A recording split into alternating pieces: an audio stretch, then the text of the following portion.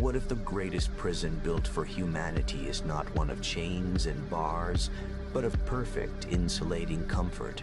What if the very peace we so relentlessly pursue is, in fact, the most insidious form of warfare against the self? Look around you.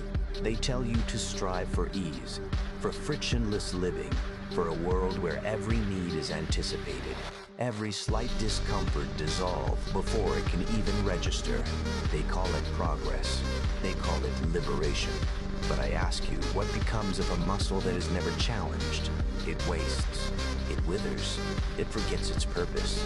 And what then becomes of a soul that is never tested, never pushed to its limits, never forced to confront the sharp edges of reality? It atrophies. It shrinks. It grows brittle in its softness. We have engineered a world designed to insulate us from every conceivable struggle.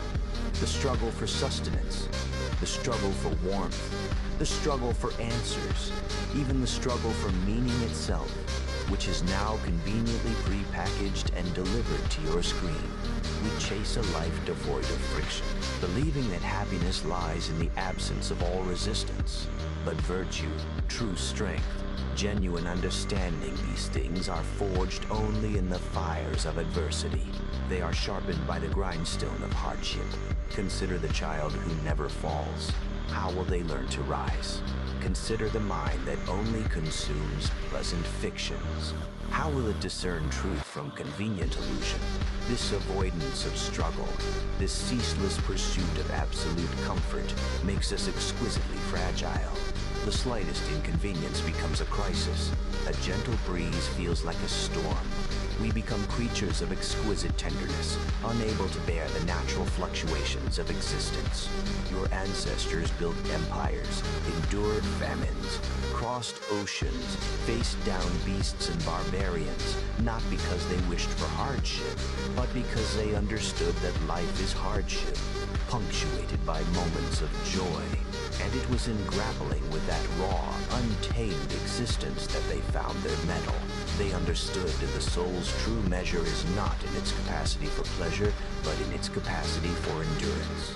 This age of unyielding comfort numbs us. It makes us spectators in our own lives, passively consuming experiences rather than actively forging them.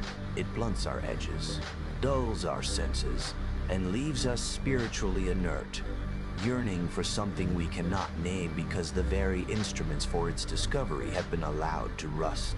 We mistake tranquility for purpose and convenience for fulfillment.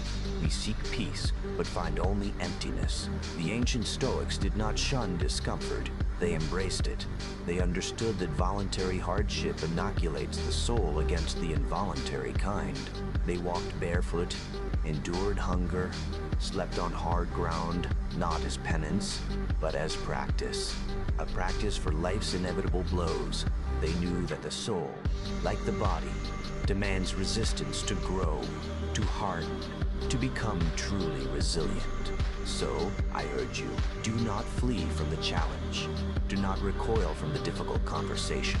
Do not avoid the task that demands your focus, your effort, your very sweat. For in that crucible of effort, something vital stirs within you.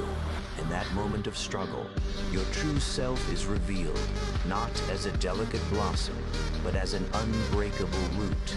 Stop mistaking the absence of pain for the presence of life.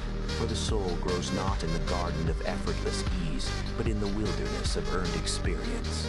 The cage of comfort has no bars, but it stifles the human spirit more thoroughly than any dungeon. Break free. Seek the struggle.